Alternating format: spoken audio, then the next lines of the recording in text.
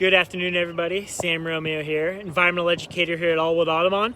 And today we're going to be talking about invasive species. The reason for that, right now is a great time to go out and remove some of these invasive species before they go to seed and spread even further into your property or at your house. And you'll find out in this video that those seeds can stay in the soil and stay alive for a very long time. So, here we go. So one of the first plants we have here is a compound leaf thorny bush called multiflora rose.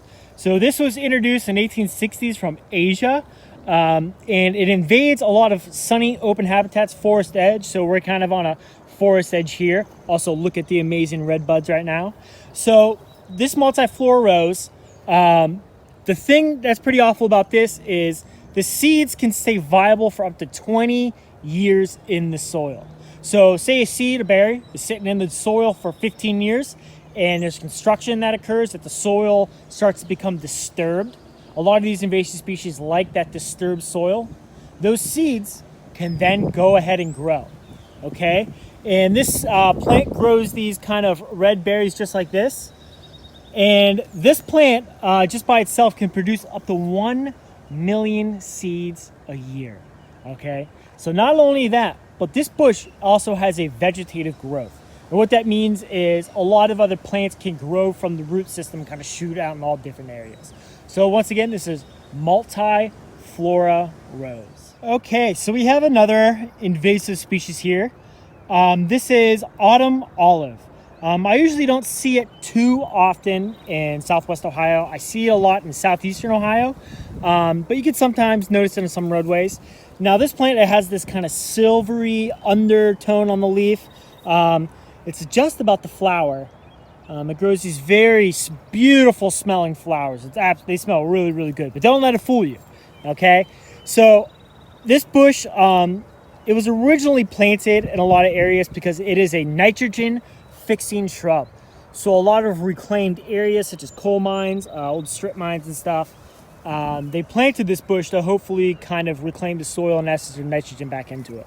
But unfortunately, it is starting to spread to a lot of different areas, mostly in sunny open habitats. But once again, this is autumn olive. Okay, we're moving down into the soil now. This guy right here, this is called common teasel. Now, this is a biennial flower, so this is what it looks like the first year. Okay, it has this kind of low-growing plant just like this. And in the second year, it will grow a shoot flower just like this. Very pokey. You could use it as a comb if you'd like. But it has these nice little purple flowers on it. But when you see it just like this is the time to remove it. Because once it starts to flower and becomes pollinated, then it drops a lot of its seeds. And these seeds, once again, can remain viable for many, many years in the soil. This is another plant that likes disturbed soil. So whenever you see a newly developed sidewalk or highway or any kind of construction, a lot of the areas where they leave it open, you will see a lot of this plant grown in that area. Once again, this is common teasel. There is the first year plant. And the second year, it will grow up a shoot just like this with a nice little flower. Okay, and in that first year, this is the time to remove it. Okay, this plant behind me, this is the big one. This is the plant that almost everybody I know is dealing with in some way, somehow. And this is honeysuckle. So honeysuckle was brought here from Asia in about the 1900s. And it is invading almost every single habitat, mostly forested habitats in Ohio. Mostly throughout, eastern United States for as much as I know. The thing about this, though, is not only is it changing our landscapes in Ohio, but it's absolutely changing the heritage in Ohio. Our Ohio forests do not look the same as they did a long time ago. There are a couple old growth forests in Ohio you can go to see kind of a snap back into what the European settlers may have seen when they first arrived here. But this honeysuckle has pretty much taken over the entire forest floor.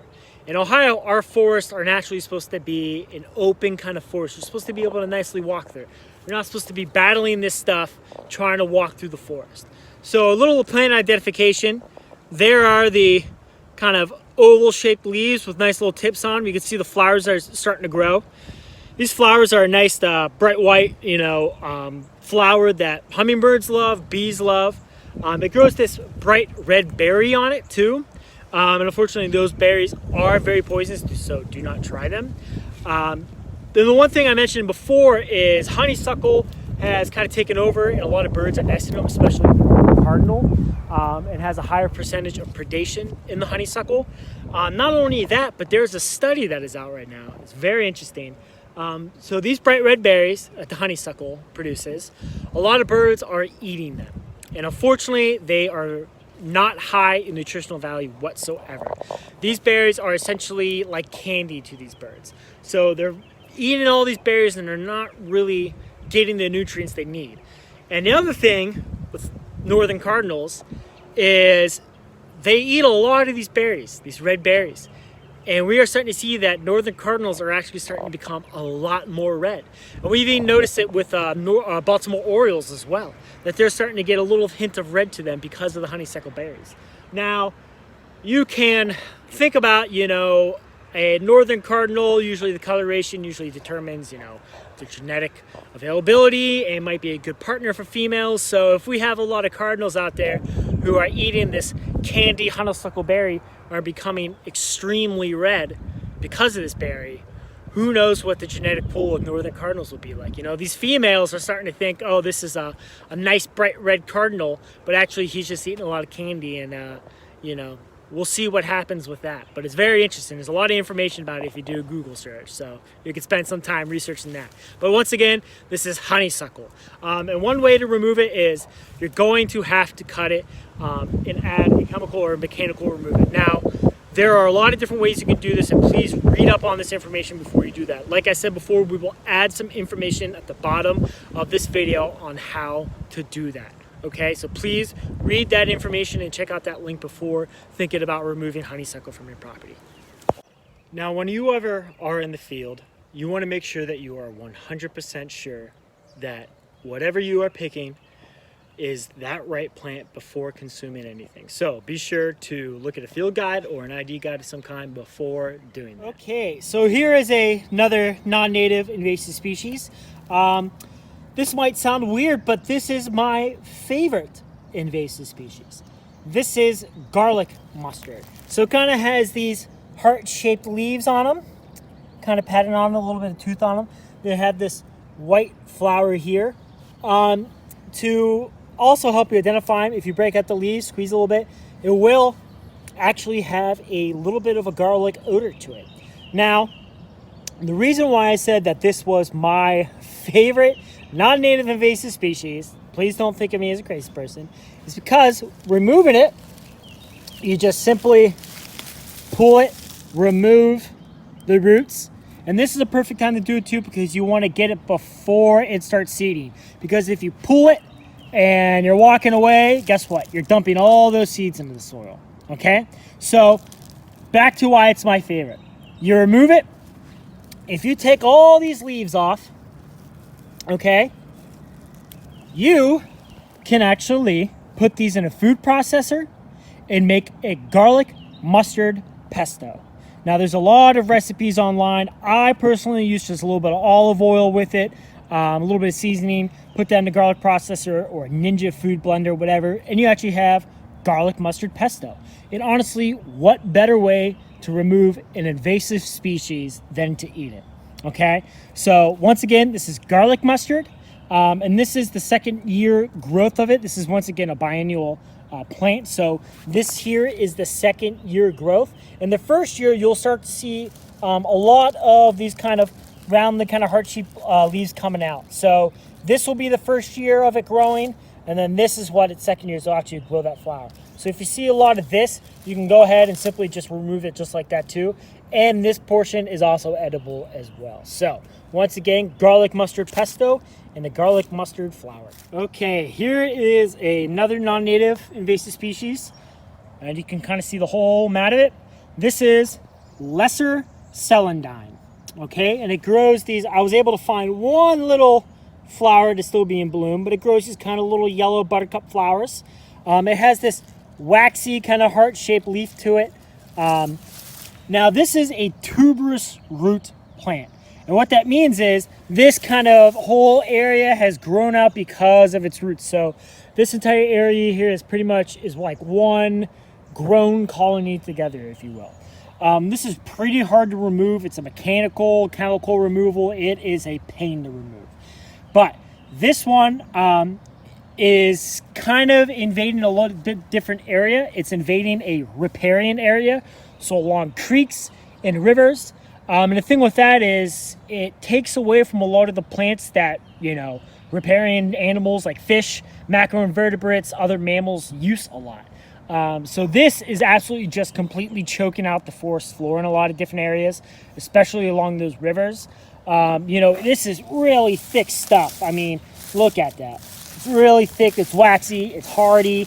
It grows even when there's snow on the ground. So being a native, say, flower like a trillium or something, or garlic, not garlic, a wild ginger, it would be pretty hard for a plant to grow up through this, okay? So this one is pretty concerned in a lot of areas, but there have been some new ways of removing it from a lot of the properties. So once again, this is lesser celandine, and this one is gonna take a little more planning and a little more money to remove in a lot of different areas. So that is just about all the invasive species that are up right now that I wanted to go over because this is just a good time to get out there and remove some of them. And some other things I just wanted to clarify. So I kind of use this term invasive species. What does that mean? That means you have a species of something, either a bug, a plant, an animal. In Ohio, we have the emerald ash borer. The lanternfly is starting to become a lot more, prominent in our area. We have wild boar that are, Russian boar that are becoming an invasive species in a lot of areas. Now, there's also another term, we do have the idea of non-native versus native. So a lot of these plants I talked about are non-native invasive species. Okay, so they were brought here, introduced, and they're becoming a more invaded area. But however, there are some non-native plants out there that are not invasive in nature. Okay, so a lot of these plants, the reason that they're so invasive is because their seeds can last so long in the soil. Some of these plants are 5, 20 years. And these plants can grow, millions and millions of seeds just over a year, okay? And now the other thing that makes them so invasive, especially with the honeysuckle I talked about, is they have a longer growing season. So this spring right now, while you're driving today, look at the woods. What are the things that are leafed out? A lot of our native trees are native maples, locust trees, they're all just starting to flower, they're all just starting to leaf out. But honeysuckle is already fully leafed out and almost blooming, okay? And what that means is while those leaves are out, they're producing photosynthesis, they're producing food, so they have a longer growing season. Even in the wintertime when there's snow on the ground, we still have some leaves on that honeysuckle. So they're still photosynthesizing and still growing. So they have this advantage over our native plants and trees to have this longer growing season. Okay, so once again, I just wanted to reiterate, sometimes they use this term native versus non-native. A lot of these plants are non-native invasive species, okay? But just because you have a non-native flower or something, maybe you enjoy, some kind of rose or really pretty flowers in your yard, that is okay. It is the idea that some of them become invasive in nature. Now, the other thing, you may think, okay, I have some honeysuckle on my property or, autumn olive or garlic mustard, it must be fine. So the thing with a lot of how these invasive species spread, not only through a vegetative growth through their roots, but birds eat these seeds. And when birds eat these seeds and they fly over to your feeder to land there and they do their business and their droppings, those seeds are coming right through those birds and landing right in your soil. So removing them before they start to seed, before they start to fruit is the best time. So get out there and hopefully, replace some of your non-native invasive species with some native flowers. There are some alternatives, like the lesser celandine. Marsh marigold is a fantastic flower to be planting in that area. For honeysuckle or autumn olive, a fragrant sumac, a spice bush, would be fantastic to place. And the reason for that is you're not only removing that invasive species, but you're providing these plants that are native bugs and butterflies and animals have evolved with over time, like the spice bush. A lot of butterflies like the spice bush swallowtail, that is its native plant. Without that bush in this property, it cannot continue to grow as a butterfly, cannot continue to lay eggs, so on and so forth.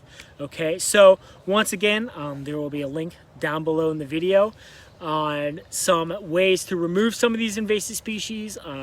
Keep an eye out for some other areas that you may want to plant, because we do have our plant sale that is going on.